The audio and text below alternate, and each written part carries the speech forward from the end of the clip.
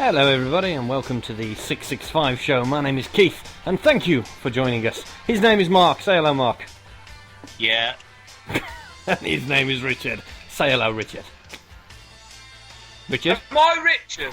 Yes, Richard. You're Richard. Say hello, Oh Richard. yeah, hello then. I didn't know. Thank you very much for joining us once again for episode 7 of the 665 show.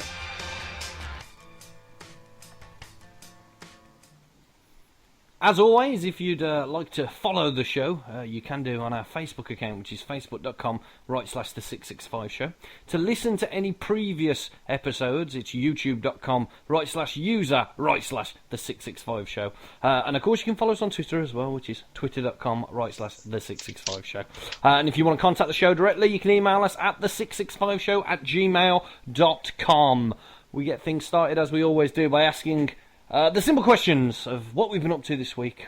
And we're going to start with Mark. Mark, what have you been up to?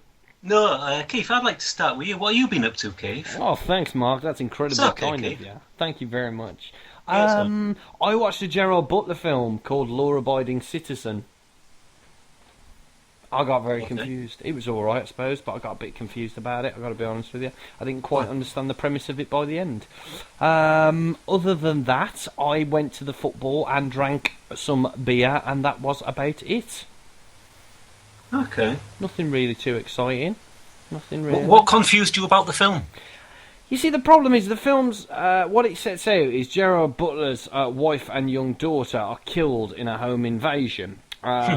You know, in that jovial kind of way. He then goes after the killers and kills them. But it's not about that. You think it's a revenge film after the two guys, but it's not. It's about the system that let him down. He actually goes after the lawyer who was sort of defending the two criminals because he believed they got off easy, so he goes after it, but it goes a bit too far, and he turns out to be this kind of spy, kind of interrogation, excellent expert in explosives, and there's a scene where he blows up and kills 7 lawyers. And the whole city is brought to a standstill, and the mayor's brought in, and the DA's brought in, the DA's office has brought the mayor in for the mayor to go down the DA, and it's a bit much. It was a bit much. Like at the end of it, I sat there and I went, because basically I won't ruin the ending, but it's very twisted at the end. You're not left thinking, okay, well, is the system correct or is the system wrong? I was left very confused. But it was a good film. Yeah, Gerard Butler, Joan Fox, good film. What about you, Mark? I'd like to ask Rich, what have you been doing, Rich?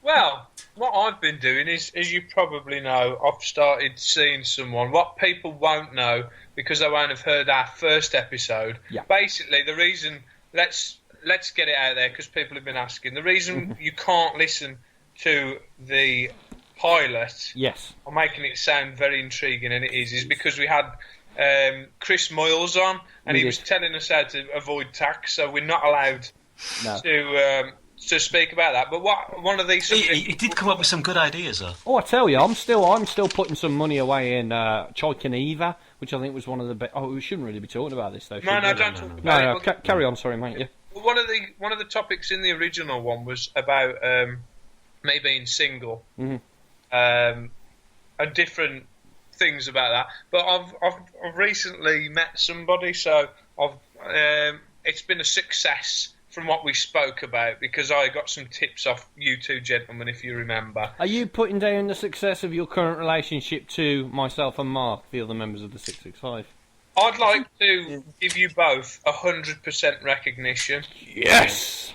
But yeah, I've been spending time with her, and I've realised how there's little things that you have to change. But I'd like to bring that up at a later point. But yeah, my weekends basically I've been with a person. Oh, good, mate. And no problem. You don't need to thank us. Honestly, we've done it for you. We're here to help. Thank you. I appreciate it. That's all right. That's all right. Mark. Well, in addition to opening the Mark and Keith 665. Meet loved one website after the success we've had with Rich. I've also been having this fucking ongoing spat with Dudley Council. I think I've mentioned it to you probably. Yeah. Fuckers. I've got home tonight, basically, after a hard day at work, and I've opened a fucking letter from them. Bastards. The bastards. Yeah. Yeah. Mark, I've told you not to keep things so light. Yeah, I know. Dear Mr. Derbyshire, it's come to our attention that you're running a milkshake manufacturing and sales outlet from your premises. Yeah? Without the necessary certification, apparently. In addition to this clear breach of health and safety regulations, all of the boys in your yard are causing a nuisance, using the gutter as a latrine, and they're fucking billing me 250 quid for flushing through the yoghurty urine from the gutter, and hollering at your neighbours regarding the superiority of your milkshake product in comparison to theirs. So, I don't know what to do. I don't know where to go with it, really. Well, the thing is, right, what they're basically saying is they want to teach you a lesson, but you will be charged. Yeah, I think that's what... Mark, are you still in ownership with this milkshake place with Daniel Fan? Damn right. Yeah. I mean, it's my own fault, really, for using human breast milk. What you've done there is taken the metaphor of the song and brought it to the forefront. You clever bloke, you clever bloke. I think what we need to do, Keith, is not openly tell everybody, because you shouldn't do that. No. You see, it's supposed to be intimated, Keith. I think most people have heard the song and they'd have got the gag. See, I don't know if all our listeners will have. No, I just think they were sitting there going, no, I'm not a big fan. And it's deconstructing the comedy. I heard that once as a sentence and therefore do it to everyone's joke when they're finished. Apologies, Mark. It's all right, Keith, but I'll just say, never analyse comedy, Keith. Overanalyse. Right then, gentlemen, I suppose there's a couple of things we can talk about. I suppose that have been happening and whatnot that we all want to have a bit of a chat about. Can I get things started off, guys? Would that be all right? That'd be lovely. That'd be lovely, Mark. Is that okay with you, mate? Yeah, I'd be overjoyed if you did. Oh, fantastic. Well, I've been reading this report about I believe it's an Indian restaurant in Portsmouth called the Tiger King, or just Tiger King, and it's Britain's filthiest takeaway, as per the Daily Mail. Shocking pictures reveal such things as chicken left defrosting and toilets looking all horrible, and basically it's a place where you get your food from and it's disgusting, and the council have gone in and shut it down, quite rightly, unlike what they're doing with you, Mark, which is a fucking disgrace, if you don't mind me saying. Yeah, it fucking is. Yeah. Before you go forward, can you tell everyone who the owner of the restaurant is called? I'm not too sure. I believe, and I'm not going to go. This is just allegation, but I believe it is a Mr. Daniel Fan. Not the same Daniel Fan who's in co-ownership with Mark's Milkshake. Hey, leave it. Let's just skip over this bit. Yeah, Rich, what have you got to talk about this week? Well, I've got a few things, but I'm a bit upset because this week I went to the Sea Life Centre. Is that just an upsetting trip then? It's nothing to do with any. I mean, the food products there were all fine, yeah. Yeah. They were all very, very fresh. Yeah. They were still moving. That's a relief. The Japanese love that, by the way. That's a big thing for them. But don't get me started on the Sea Life Centre. If you mention the Sea Life Centre, I will go off on a rant. But didn't you just mention the Sea Life Centre? Stop mentioning it, Keith, or I'll go off on a rant. What happened at the Sea Life Centre? Right, I want to rant with you, lot. That's it now, you've got me going. We didn't mean to mention the Sea Life Centre. Yeah, well, you've mentioned it now, haven't you, Keith? Is that the Sea Life Centre in Birmingham? Yeah? Oh, that Sea Life Centre's really good. I enjoy that. Prodding me, don't you? Okay, so do you want to know what my beef is? What's your beef, Chin? Okay, right. Well, I went to the... Oh, you're having a go at my chin? No, you've got a lovely chin. Mate, you've got a lovely chin.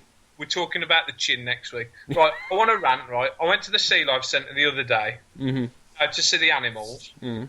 We all get to see the animals. When I say animals, what do you call them? Are they sea folk? No, they're still... Stations and friends? No, frites de mer. Freedom Air. Okay, yeah, so I went to see the Freedom Air. So whatever you want to call them, I went to see them. Yeah. Now, I don't know if you've ever been to the Sea Life Centre, but in essence, it's just a big aquarium, but it costs 20 quid, and it takes less than an hour to look round. It does. It's a bit expensive. Yeah, so the only way to elongate the process is to pretend to take a rudimentary interest in the Latin name for a triggerfish and regaling the fact that the clownfish all begin as one gender and then turn female. Now, I can relate to that insofar as I am a man, but as a heterosexual, I'm destined to be undermined and emasculated through soft furnishings and shit TV when I'm... That's a clownfish? Yeah, you know, Nemo. God, that'd have been a different film, wouldn't it? Yeah, fuck, it just turned halfway through. Yeah. Oh, yeah. man. So basically, to get my money's worth, because I'm a bit of a skinflint, I decided that we'd take our time around one particular area of the Sea Life Centre. So halfway around what I like to call my marine adventure, which is within the furthest place to the coast in the country, there's a giant open pool. Yes. Now, me and the missus, we suggested I say we suggested, basically she suggested we make a beeline as there was stingray in there, and she went like, "Oh, we can touch the stingray in this bit," and I was reticent at first, mainly because I'd happened to arrive all in khaki. Now, just all in khaki and being a stingray is not conducive. Makes some good as mental, a doubting boyfriend, I agreed. Right. Yeah. So just to clarify, gentlemen, at this point, to set the following reason for the rant, bear in mind there were plenty of kids there because it was half term. Now, we were the only people there without kids, so if that wasn't embarrassing enough, along with the fact I was dressed as Steve Irwin, we had to wrestle and queue up against 5 or 6 10-year-old boys to fundamentally just to touch a stingray with our fingers. Now, it's a nice feature because the kids come up onto this little raised platform so they can look over, they can put their hands in, and it was a particularly gregarious stingray that actually came up to the kids, so it was nice because there's like a palpable connection. The stingray was curious and it showed a particular idiosyncrasy compared to the other less intelligent fish because he wanted human contact. So that feature's nice. It creates more of an interest for the kids as looking into glass windows for an hour can become tedious. True. So we were there for ages trying to push the kids out of the way, but you try and do it slyly, don't you, so they don't cry.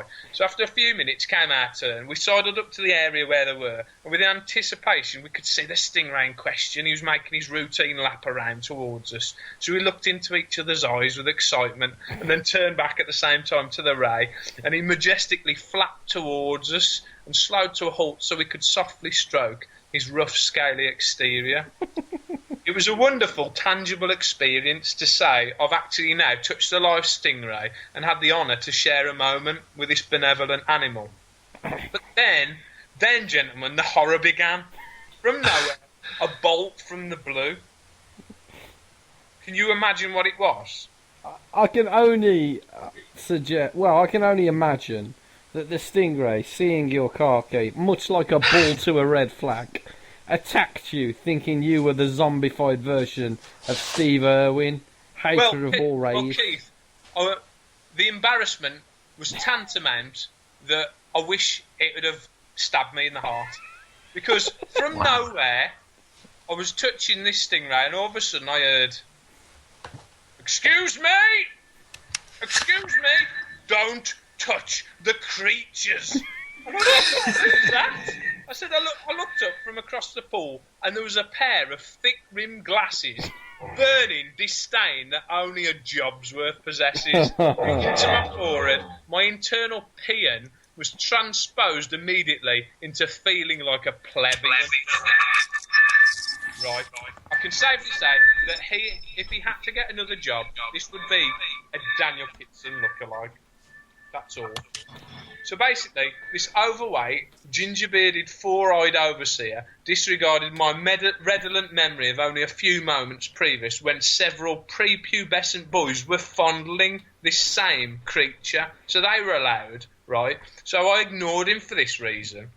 Yet he persisted again, and he had a crowd around him now. And presumably, he also, because of the crowd, he gained a semi-tumescent erection. His position of authority. "I said you're not allowed to touch the creatures." And this hurt me somewhat, as you can imagine. So I eyeballed him back, staring opaquely into his eyeballs as I raised an arm, upwards. Then with a pronounced slow action, I proceeded to lower my hand into a dive towards the waterline. Oh. He knew what point I was trying to make, and so did everybody else. Even at one point, I got a wry, rebellious smile of a place who had taken the time to put both of its eyes on one side of its face to get a better view of the action. So this Kitson lookalike strided towards me with a forceful sense of entitlement only a man who's defeated an elf in a board game can pull off. And as he came nose to nose with me, he came out with a type of comment I hate, a particularly rhetorical one. He went, "Do you know who I am?" No. Yeah. Oh. Do you know who I am? With all Did you know who he was? No. Well, with all the swagger of Beyonce, I was supposed to. Now, of course, in a vocational capacity, I knew who he was with his blue sea life jumper on. But at the same time, I had no ideas what his hopes and dreams were. Although I had an inkling it had something to do with being able to hunt and capture Anne Frank. So, of course, to highlight the ridiculousness of his question, I slowly responded with the only reply I could see fit. So I pushed my nose towards him, and with a soft tone I said, "I don't know who you are. Are you this country's first ever black, female, disabled professional snooker referee?" To which the ginger-bearded, able-bodied white man said no. So I said, "Is this anything to do with my friend here?" Without breaking a gaze, I thrust my hand into the cold pool, looking him dead in the eye. But he immediately grabbed my wrist out of the pool, and he says, "Do not do that. It scares the fish. They don't want you to interfere." So I shouted, "Gadzooks!" And I went, "Well, mate, you shouldn't allow your stingray to be so gregarious then." Do you know, I think Gadzooks is the only sensible response to Yeah. that kind of thing. Well, there were kids around. I couldn't use a swear, could I? No. No. So basically, I said to him, I went, "Well, you shouldn't allow your stingray to be so gregarious." Then he came back with, "If you don't care for the creatures, then what on earth are you doing in a place like this?" So I thought this got me. So I said, "I really wanted to see the crabs." Knowing there were no crabs in the Sea Life Centre, well, this particular one anyway, he outstretched his arms and looking astride each shoulder in turn, he said, "All right, well, where are these crabs then?" So I went, "In your beard." And then he responded really quickly. He went, "Well, I got them off you." God, it's a real battle. Yeah. So I laughed at that. I said, "Mate, fair enough, that was a good joke." And he returned over. He said, "Oh, well, you know, it takes two to push it on, so fair play." And there were a couple of seconds of backpatting until we both remembered all of a sudden we had been watched. So the atmosphere became partisan once more. But then his phone went off, right? And guess what his ringtone was? Under the Sea. No. Do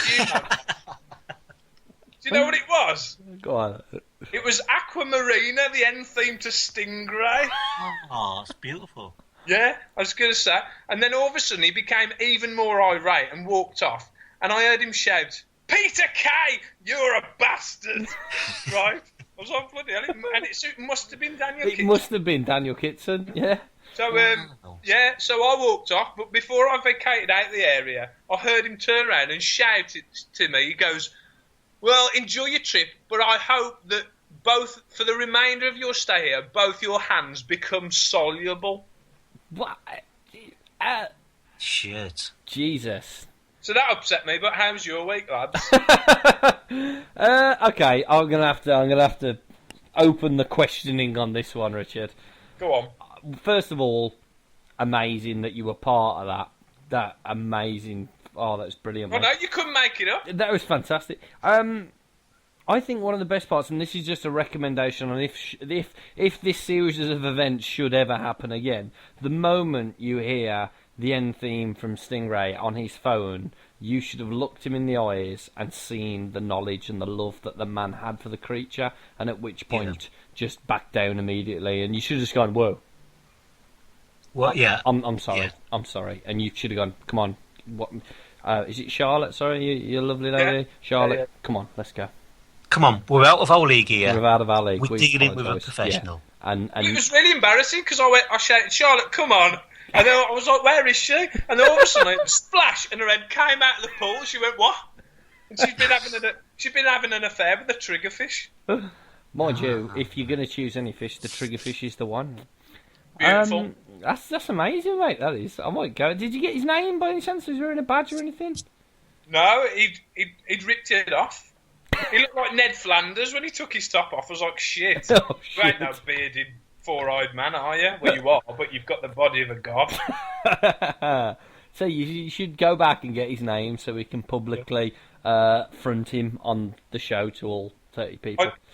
To be fair, I knew I'd have lost in a fight because when he ripped his shirt off, he grabbed, because he had like a little friend who he'd radioed in, and he said, pass me my gear, and he put a crown on, and he had a trident, and I was like, shit, this man, I ain't messing with him where water's involved. I think what you've done there is you may have actually started a fight with either Poseidon or Aquaman. I mean, Poseidon had a beard and Aquaman didn't. Make of that what you will. You're probably ill-advised to start a fight with either. Yeah, especially in an area containing water and creatures from said water. And in a small confined area in downtown Birmingham. Yeah, no, you'd have been. It's not worth it. You'd have been done. Lads, I don't want to say I've become sort of like a Lothario, but after we finished in the Sea Life Centre, I took it to the new library. Wow. Do you know what? When you got home, your lovemaking must have been intense. It was, but the thing is that we had to do it downstairs because I've got a waterbed. It's a lot of bad memories. Because Kitson would have fucking radioed in for backup if you had. And there he was, from under the mattress. Well, I don't know if you've seen Charlotte, but she happens to have a beard as well, so it was too much. I do like the way that you opened your lovely story with, I went to go to the animals in the Sea Life Centre, even after being corrected by Mr. Kitson as referring to them as creatures. Yeah, the sea creatures, yeah. Please do not put your hands on the creatures. Do not touch the creatures, they are not for you. Anyone would think they were on fucking show, you know, in open fucking tanks. Whenever I've been to these things, people often handle the rays. They seem to enjoy it, the flirtatious little creatures. Yeah, that's what I mean. They love it. They're begging for it. Yeah. Some of them wear short skirts. I've seen Madagascar. All the fuckers out of everywhere. They want to leave, don't they? You know what I mean? Yeah. Get me in the Sea Life Centre. If he's so concerned about the creatures, what's he doing capturing them from their natural habitat and shoving them in the West Midlands? Good point. Where no creature wishes to be, let's be honest. I mean, that's what I'd say to the guy. Yeah, the damn fool. Damn fool. So, Mark, do you have anything you'd like to discuss this week? We obviously, Richard, there's more time to come back to you, but we thought we'd just flip over to Mark, see if there's anything Mark wants to talk about at the moment. The only news story that caught my eye really was because of, obviously last week we had a pretty in-depth discussion about rabbits. We did. I seem to remember. Yes. I don't know if you saw the video that appeared of the woman walking through the park in Onukushima, Japan, being followed by hundreds of rabbits. No? I saw it. Yeah, it's a pretty bizarre sight. There she is, and just enjoying herself in the park, a free spirit, carrying a bag of food. Yeah, that's appealing to vermin. And suddenly, thousands of rabbits are chasing her down the road in scenes. It's like Snow White. It's bizarre. It's just unbelievable. Just hundreds of rabbits chasing her down the street. And they asked her why she thought this had happened. Yeah. And she said it's because they recognise me as their prophet. She explained without the aid of either a straitjacket or a mouth shield to bite on.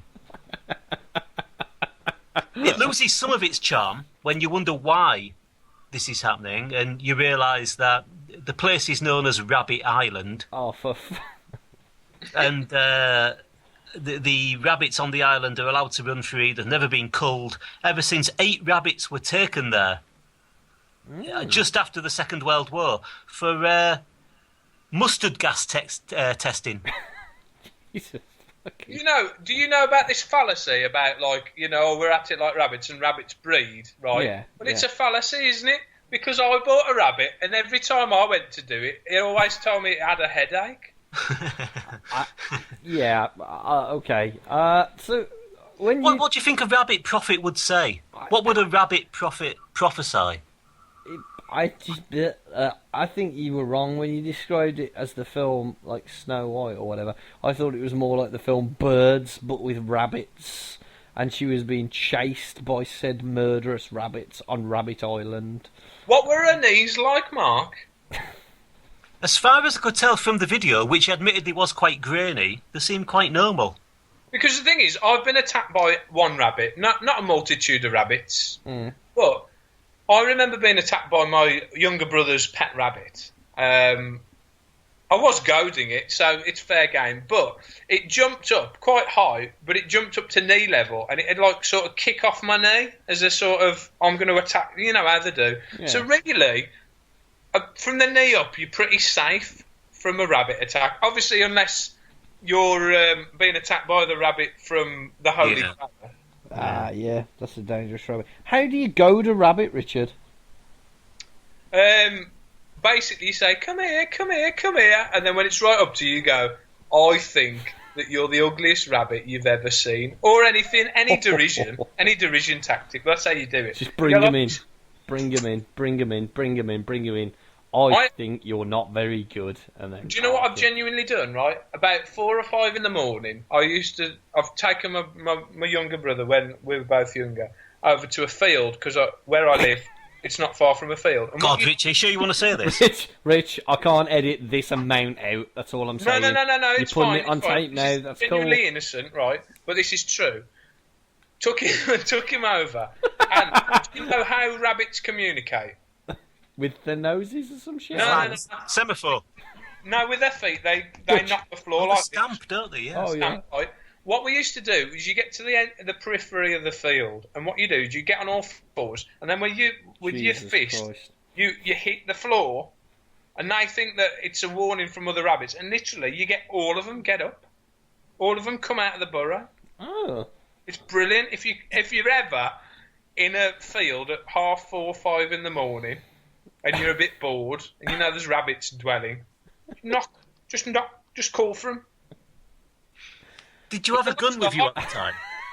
It's a lost art because everyone just phones now, don't they, on the mobile? SMS. It's all SMS, the isn't old it? days when you used to have to walk half an hour and then you go, is Dan in? No. Okay, bye. And then you walk home half an hour. See, I'm thinking of setting myself up as a rabbit prophet.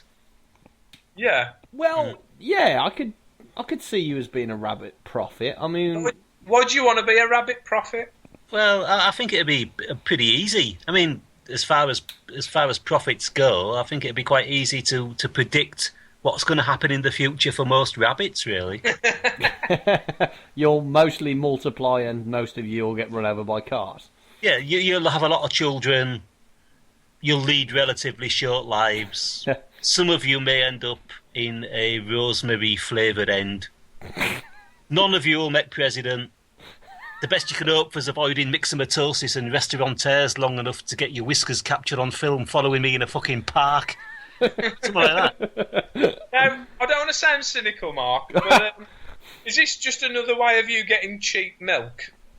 No. No, rabbit milk doesn't mix with strawberry. Yeah, I think I heard that, I think I heard that from someone like Daniel Fan while he was running away from his supposed Tiger King finds. Well, Mark, I wondered why I was walking past you earlier at work, and you kept over and over again on an A4 piece of paper, you kept writing, rabbit milk is liquid silk. It's just something I've got worked out with Cadbury's over Easter eggs. Oh, God. Right, okay, do you want me to do... Should we do an advert break now, lads? Because someone's got to pay the bills, haven't they? Yes, please do. Yeah. Okay, let's see what treats you're in for store for this week.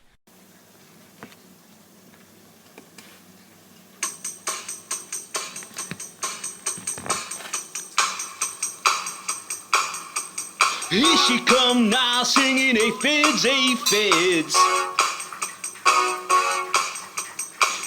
fly, black fly, aphids, aphids.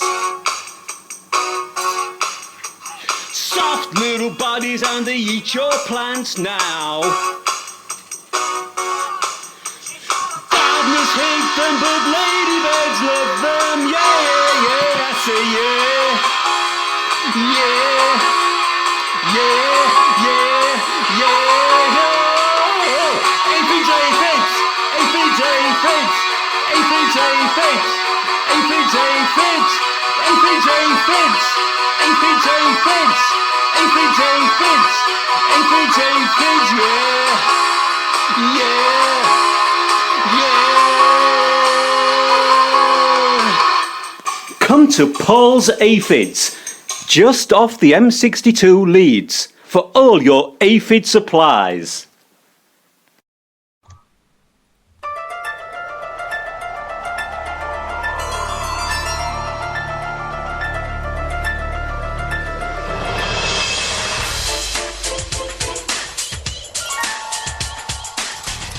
Hello everybody and welcome back to the 665 show. Thank you very much for staying so long. You're probably one of our longest listeners. Let's get on with it, shall we? Yes, that's right. Listener beware, you're in for a scare. Do you know what that song was from, gentlemen? By any chance? Not a clue. Not a clue. Mark? Any idea what that was from? Was it from the Disney feature film Frozen? No, it was not the Disney feature film Frozen. It was. Was it the Disney feature film Tangled? No, it wasn't a Disney feature. Was it a Disney feature film? No. I don't know then.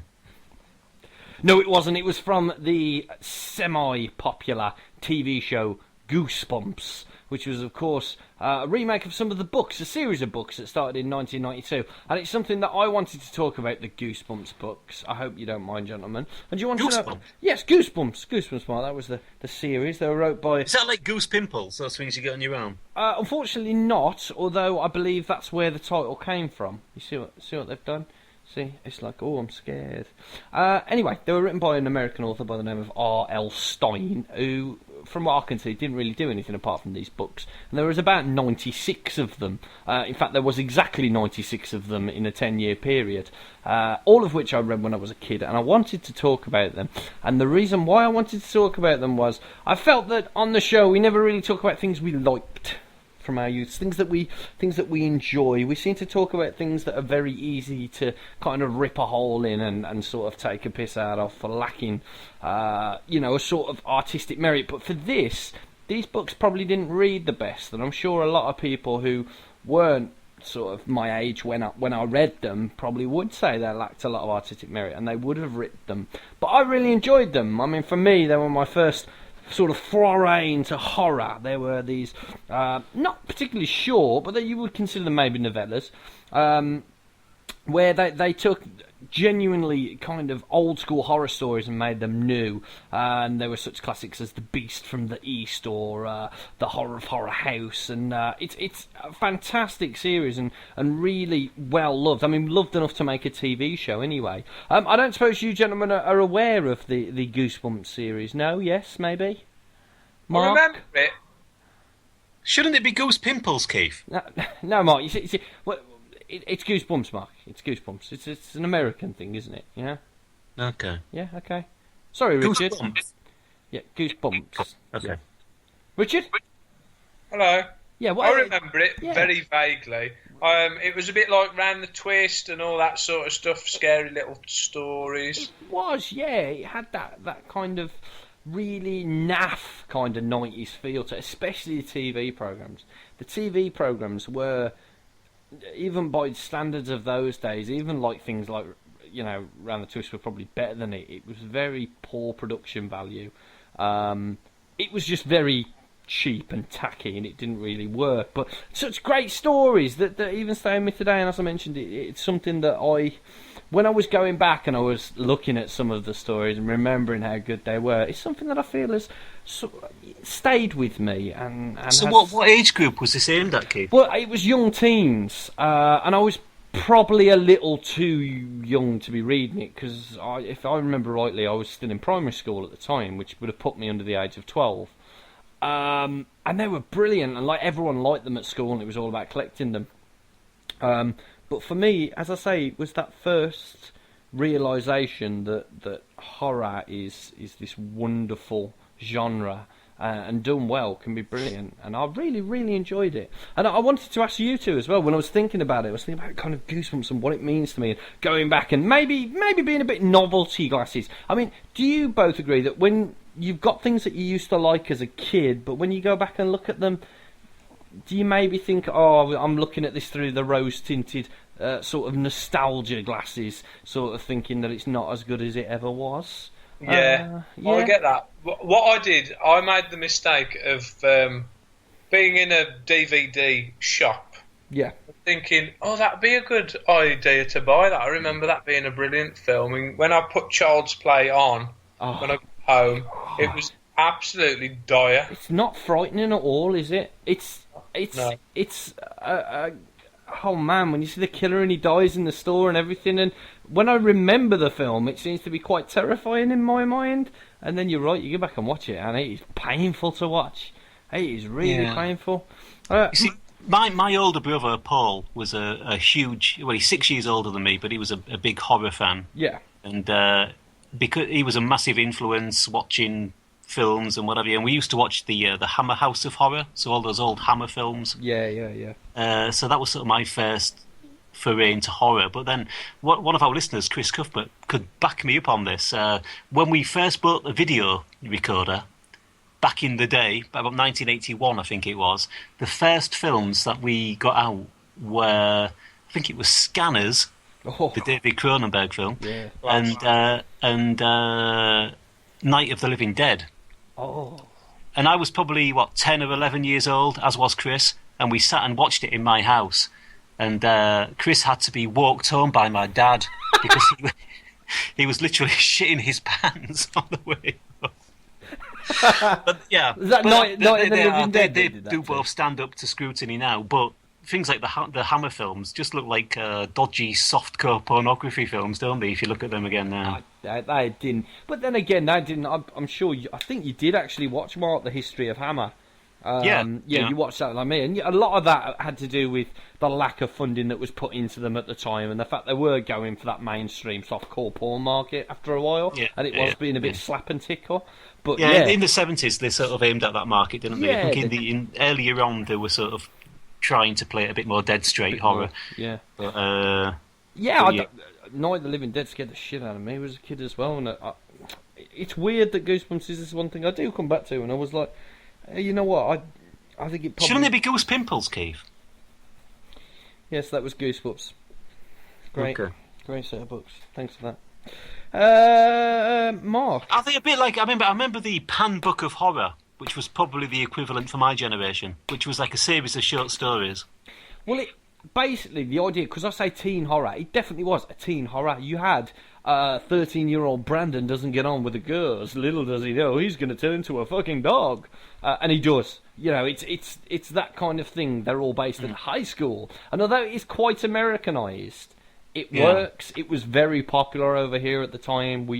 Kids were buying into it, and even the TV show. And it was bought up by Nickelodeon. I know they agreed to do all the licensing and publish it and everything, which is, they were huge back in the day. They were the thing you watched as a kid.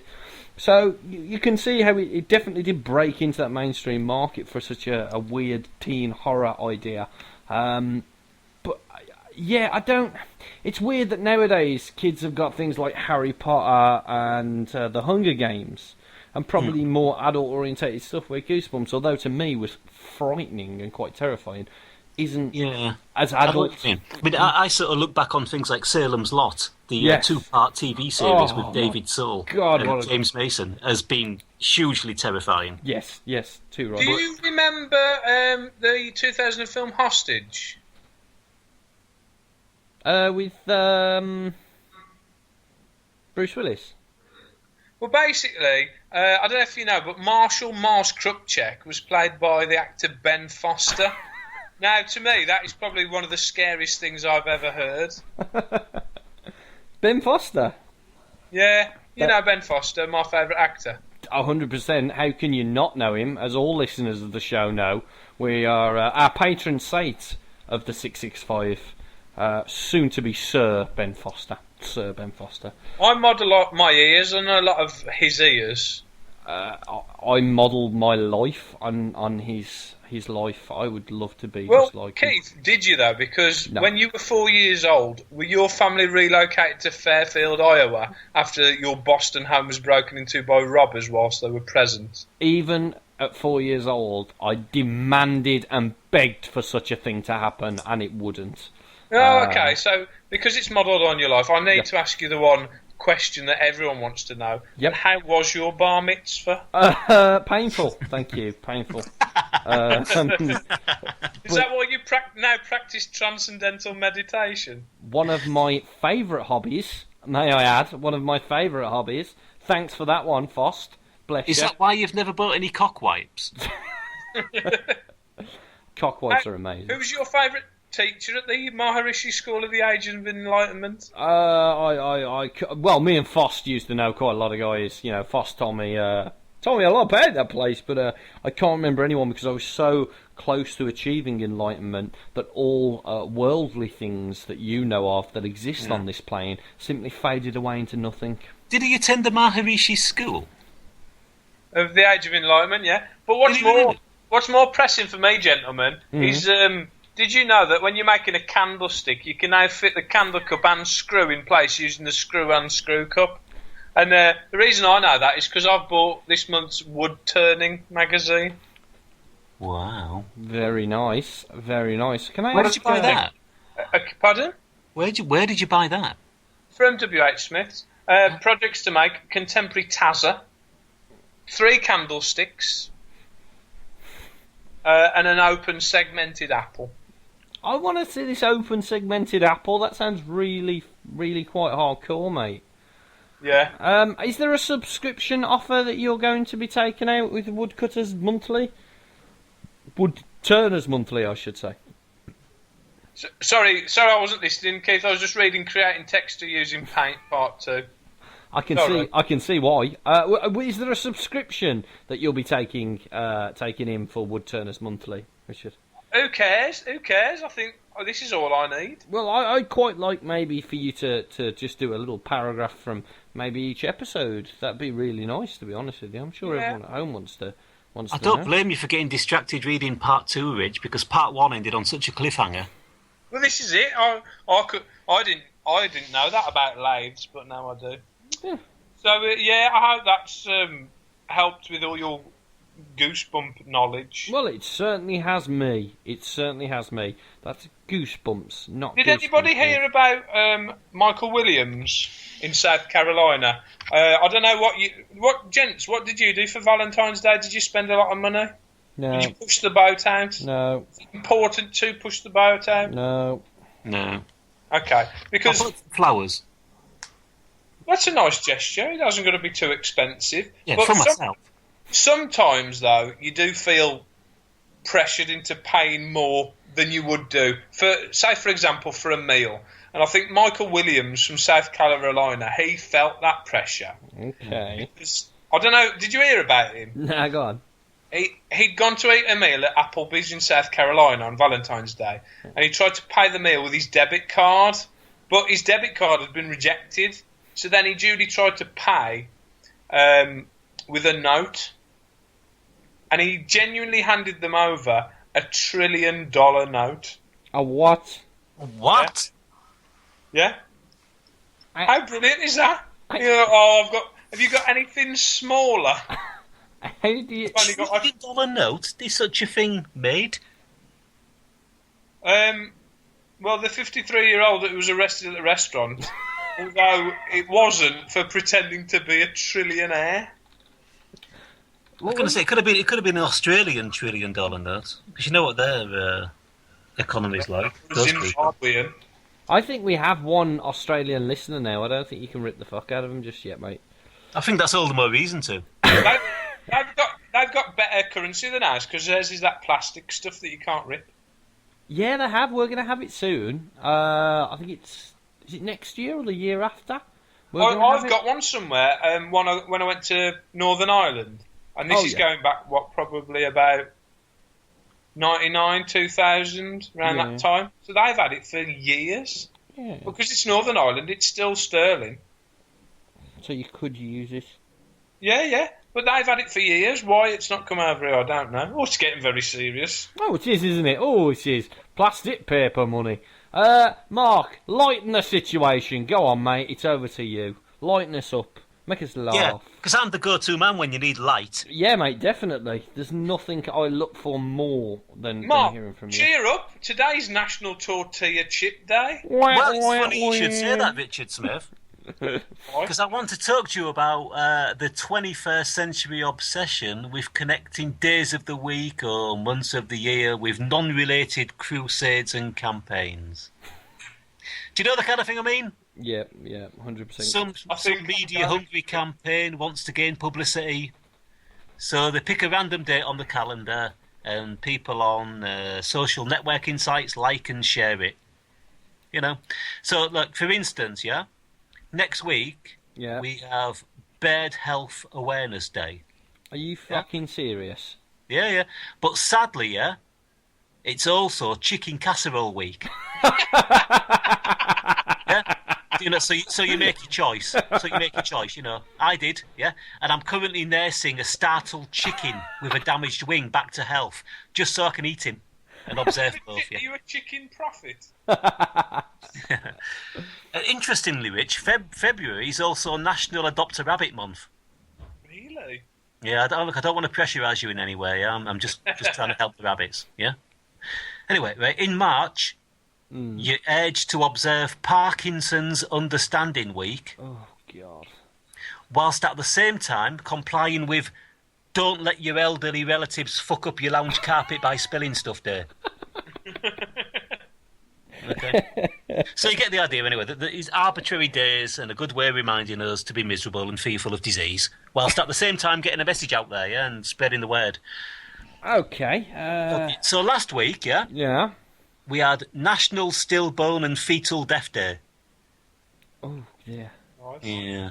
I mean, you know, to be serious for a minute, it's good that people who've gone through the agony of loss of an unborn child have a way to mark the day and, you know, remember the tragedy. I just think, you know, personally, I think that something like that's going to be with them constantly, isn't it, really? They don't need a day for it, yeah. No, you know, fuck knows what the Hallmark cards are going to look like. You know. Anyway. But anyway, look, going forward, as a media enterprise who need to be heard... Yeah, we are. Yeah. You know, just for reasons of our own demanding vanities rather than actual any genuine concern. I think we need to name the day 665 Show Awareness Day. Okay, I'm down with that. Anything to get... You know, I mean, we've got a hardcore supporters at the moment. We have, yeah we have. The likes of Bennett, Lithgow, Cuthbert, Probert, Clayton, Cole, Ashcroft. You know, these people, they're the early adopters. Or disciples. Disciples, yes. As I like to look on them. Yeah, let's call them disciples, Yeah. But we need to reach other people. Right, okay. So, I mean, have you got any thoughts on that, you two? Or? Could we possibly get one of the disciples to blow themselves up? Well, you might be asking a bit. Well, what day are we going to do? Because I don't want it to interfere with February the 22nd, which was National Cook a Sweet Potato Day. Well, I wouldn't, Rich. I wouldn't want to cross the sweet potato people. No, I mean, what I'm looking at is August the 4th. August the 4th? Okay. It's currently dog assistance dog day. Like blind dogs, yeah? Yeah. Right. You know, is that politically correct? Am I allowed to call them blind dogs anymore? Is that why they're not called blind dogs, Keith? Because if they were blind dogs, it'd be havoc. I think it's dogs for the blind or visually impaired. Because that's why they don't call my hearing aid a hearing aid, they call it a deaf aid now.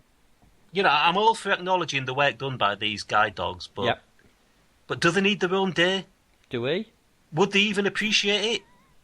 You know, and if they do appreciate it, won't it just make them a bit smug?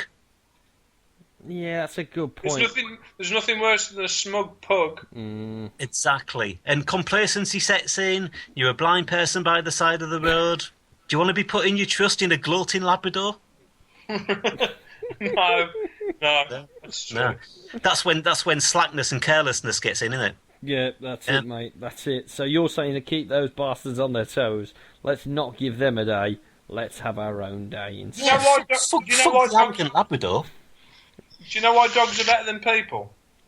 Why? Because how diligent Labradors are. I mean, whenever you see a blind person with a guide dog, you'll always see them with the same guide dog. Whereas, if it was the same person, if it was a person instead of a dog, what you would find is you'd be a bit like, shit, I want to go out today. Swap, will you cover for me? You never see that, do you? Somebody walking down the road and they've got like, I'm walking a bit like slow today. And the dog's gone, I need a day off, mate. I've got to go and sort my bills out of the bank. And like his mate, the snake, goes, I'll cover for you.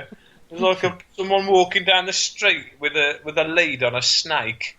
That's why I prefer dogs to people. Okay, yeah, alright, yeah. I mean, that's August the 4th. I mean, the only other day we've got, May the 23rd, it's World Turtle Day. I like a good turtle, Mark. You're going to have to sell this a bit better, mate, because I do like a good turtle.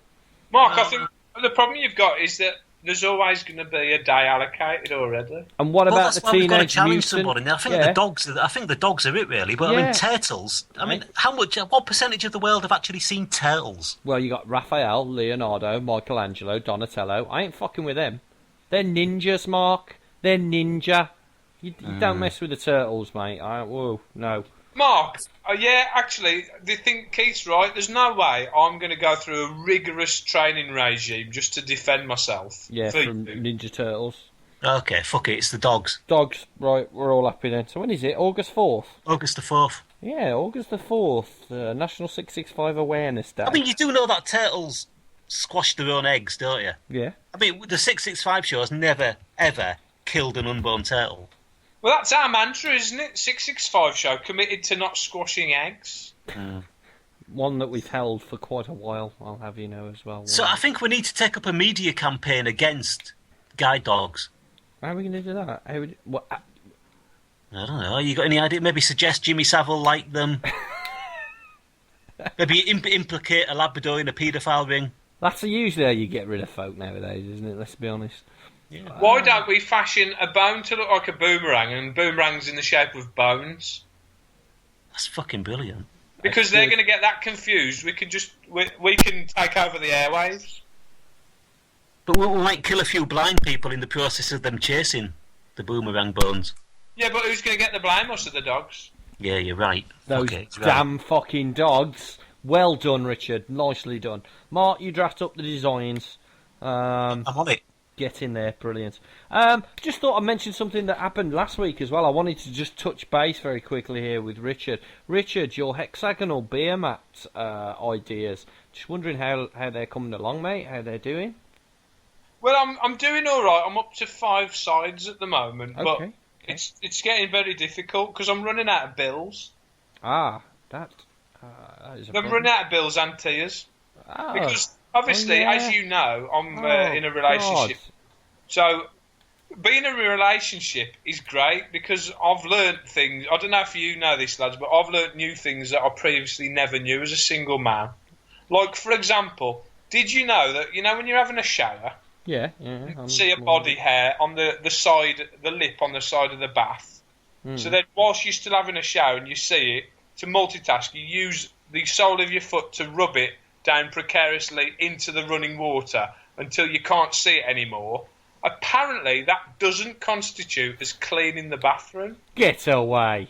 No. And whilst we're on the subject of bathrooms, if you go to a posh hotel, they put a corner piece of the toilet roll for aesthetics. They fold it. Lovely, that. Right, at the front, there'd be no point to do that if the roll falls from the back. So, basically, the roll should always fall on the front. It's an accepted rule of physics. Yeah. You can't find the roll without... If you put the roll at the back, you have to paw at it like a mere lapdog. Now, that, for me, isn't befitting of a highly evolved, uber-intelligent, sentient being. So that proves that you should have it roll from the front. Because... What kind of heathen would do it at the back? Say that again. What kind of heathen would roll it from the back? Well, this is my point entirely, because this can lead to overroll, which may be nice if you're a baby Labrador. However, the jeopardy risk of a two-ply sheet potentially hitting the floor suddenly highlights the risk of either abject wastage in these environmentally taxing times or the libertine excesses of highly paid celebrities laughing hysterically as they squander toilet roll with wanton abandon. So basically, there's a lot of things that I never knew, such as the roll should go at the front and cleaning the bathroom involves products. Actually, product cleaning the bathroom, yeah. Does clearing the skid mark off the back of the toilet with your own urine constitute cleaning the bathroom? Well, apparently not. Oh, fucking. Even if you wait a day. God. Oh, Jesus, man. I don't So know. I wanted to ask, gentlemen, being in relationships yourself, as opposed to when you were single, what have you learned that you never knew? Oh, Mark, I'll let you field that one first. Thanks, Keith. That's all right, Mark. For example, did you... I guess the main thing I've learned is what an atrocious fucking slob I was before I was in a relationship. I mean, I'm thinking a flat full of pot noodles with half stubbed out special cigarettes. Have you Toilet seats left up with gay abandon. Have you learnt like I have that Saturday evening TV is something that you both want to watch? No, that. Stop it now. No. You're straight into the area of Paddy McGuinness. Yeah, and I'll have no watch it. truck with it. Yeah, Richard, no, you don't. If my missus has got the voice on, then it don't happen. No, I'm not having it. No, I'll go into another room. Saturday night What Hillary's TV. learnt since she's been in a relationship. Oh, What Hillary's learnt is never ever watch TV on a Saturday evening with Mark because he will ruin the entire weekend. You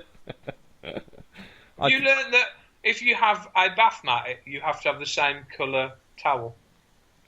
whilst I agree with that, I want to get back onto Saturday nights, and the only good thing on Saturday nights is Match of the Day, and that's the only thing we watch on Saturday nights. Yeah, and slapping women. And slapping. Okay, maybe not so much. What channel's that on? Dave. Channel 5. Dave. Have you seen it? Celebrity slapping women. Is that on DLT TV? Yeah, because that Anton Deck thing restarted. Anton Deck's Saturday night thing. Stop it! No, it restarted, and Helen was watching it, and I was fucking hate Anton Deck. I was in the room, and it was, oh man, yeah. There's two guys that everyone loves, don't they? No. Oh, look at us. Newcastle United. Fishy on the dishy. Way Eric man. and Ernie. Way man. Did you also know that you know when you have bed sheets, bedclothes, Yes. you have to have more than one set? Yeah, apparently. You've got to wash them. I don't wear them to work. I don't go playing football in. Well, I don't go playing football in them. And they've got to coordinate with your curtains, apparently. Yeah, she did that. One thing I've learned is curtains are really, really expensive. Like, more than I thought they would ever be expensive. Curtains are very expensive. That's one thing I never knew. Because I've always had blinds when I was on my own. But now curtains are expensive. That's what I've learned. Do you know what else I've learned? I've learned that even though the price of energy has gone up 10% over Christmas, you need to make sure that you live in a bakery. I'll tell you what else I've learned. I've learned that clitoris isn't a Greek island. I think it still is.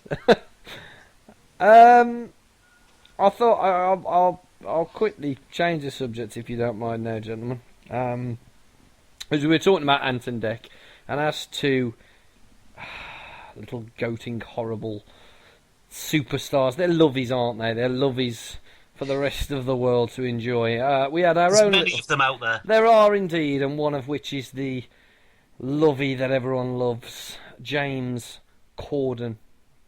The Brits were on Wednesday or Tuesday, and I'll be honest, I didn't watch it all because, you know, I've got a soul and a brain, and I don't want either of them tainted by the big loving for James Corden, and that's all it was. It was James Corden and his mates go round his house and have a big backslabbing. Hey, James Corden, we all love James Corden. He's so funny. He's brilliant. He wrote that Gavin and Stacey, co-writ that Gavin and Stacey. I'm not saying that he's not a talented bloke, but he's just fucking everywhere at the moment.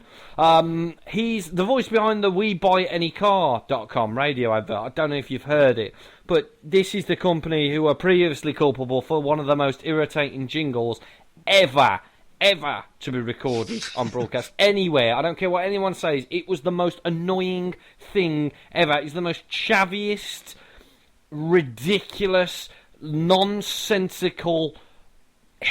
God, it just did my head in. But after that monstrosity, after that illegal sin, they were sitting around. And what were they saying? They were saying, "Oh, right, well, we can't do that anymore because everyone hates us." What? Everyone hates us? Yeah, everyone hates us because we put this stupid, bloody song on TV. Oh, what can we do? Oh, we need someone who's gonna look at people and people are gonna say, "Yes, we love him. Oh, he's fantastic." So obviously they turned around and they asked, "What's Peter Kay doing?" And someone went, "Well, he's not shagging fucking One Direction or The Wanted." So they said, "Who is shagging One Direction or The Wanted?" "Oh, James Corden, the southern fucking Peter Kay." So they got him to do it, and now every time I put on the radio, he's telling me that sometimes you can get more money and it's better to not part exchange, because if you don't part exchange, you're Gavlar, ain't you, Gavlar? You cockney fat twat. That's all I wanted to mention about James Corden. Well, it's good to get it off your chest. I do hate that, but I don't know if you saw it, but it was One Direction and their song "Best Song Ever," which I won't say what I think about it, but I'm not a big fan. And it was co-written by James Corden. He's even writing shit music now. What? Not is he happy with... he's everywhere, and they come up and they receive their reward and they're like, "Oh, thanks James." And like, what I'm saying in my head about it is actually fucking happening on the TV. I couldn't believe it. I'm going to stop now, and I'm going to say, if you like James Corden, just fucking die. Just end it all now. Just fucking do us all a favour and fucking just pop some paracetamol or something. Because if that happens, maybe we will see less of him on our TV and listen to him on our radio. Richard, do you have anything to say about James Corden? Well, I say good luck to him. Yeah. Yeah, I quite like him, because what I like about him is the fact that he seems down to earth. He lives in a council flat. He's the nicest person I've never met, and I like the fact that he's friends with everybody, who I also like equally. Yeah. There's a heart attack waiting to happen, and I want to be there watching it when he does. He's an heart attack waiting to happen, because what I like to think of him as a series of different items that I can put on my floor and then look out at from the second floor. He's not an heart attack. This is an heart attack. It's time for the question of the episode. Ready? I'm ready. As you avid listeners, all 30 of you, know, you can email the show at any point, the665show@gmail.com. I don't know why I mentioned any point, like email some sort of new invention that we've come up with, but yeah, you can do it at any time and we'll be able to answer those questions. And we've had a lot of questions sent in to us this week, but we are only going to take one each week because we haven't got time to do a lot of them. Anyway, we have and I'm just trying to bring it up because I can't remember what the bloody hell it says. It is, let's have a look here. It is a question from Kat Frankie Reed. And Kat would like to know where the title for the show, the 665, came from. So I will start with you, Richard. Why don't you alleviate and tell Kat here where the name came from. Where the name came from, the 665. Well, as far as I'm aware, the 665 show was taken from one of your train sets, wasn't it? I know you said that we weren't supposed to tell everybody on here that you're a train model enthusiast. It is true. I thought that. Is that right? Well, I prefer specialist for a start. And although I believe it was the Nove collection edition 665, the Edison, which is my most expensive train of the set, is definitely a pride of my collection. It is not where we got the name for the show from. No, it isn't. Mark, do you want to shed any light on how you think we got the name 665? Not that you don't know already. I think it just came to us in a dream, didn't it? I mean, I've sort of Googled who was... I thought it was something to do with religion and the Pope or something, but I can't quite remember. But I've Googled who was the 665th Pope, and apparently there hasn't been that many. But Barack Hussein Obama is the Antichrist. But I'll tell you about that at another point. Yeah, we look forward to that, actually. That sounds like quite good fun. No, it's not. No, it's not fun. Is it just fucking idiots? Yeah. Okay, so I think we can tell... Keith, where did we get the name for the show from? I think we can tell everyone, when we were originally thinking of doing this absolutely fantastic seminal show, I asked Mark, and we both quite liked a Bill Hicks phrase. I believe it was Bill Hicks anyway, wasn't it? The 669 joke. To which I immediately ran home and registered the 669 show under every bloody website I could, and then did a Wikipedia search on it like a knob to find out that it was originally a radio show starring Doug Stanhope, and it was a shock jock thing. It was too similar to what we kind of wanted to do or thought we were going to do, so it got changed to the 665 show. So there you go, Kat. Thanks for sending in the email. There's the answer to your question. Yeah, and to the rest of you who've sent in emails, you've got to really start upping your game. I mean, you've got to try a bit harder. Did you know that the 665 show is an anagram? For what? It's an anagram for the heart is deceitful above all things, in which Ben Foster played the character Fleshy Boy. Brilliant, absolutely brilliant. I remember Foster in that. He was really good. He was very good. He really fleshed his role out, didn't he? What? The fleshy boy. Thanks for deconstructing the gag again, Keith. Can't help it, mate. That's all I do. Right, we got anything else to talk about, gentlemen? Mark, no. No. Richard, no. Only fermions matter and bosons don't. I haven't got the energy to talk about bosons, but fermions matter. Genius. Very good. All right then, well I suppose it's time to once again say goodbye. Mark, leave the people with something special. I don't think so. Richard, would you like to leave the people with something special? I'd just like to say it's been a big relief it's ended. Yes, it always is, isn't it? It always is. Thank you very much for listening once again, and remember to comment, like and subscribe, and we'll see you in about 2 weeks. In a bit. And share. Oh yeah, and share. Well, comment and like and share. Cher's a big fan, isn't she? She's a big fan, yeah. So from myself, from Mark, from Richard and from Ben Foster, good night, good morning or good day.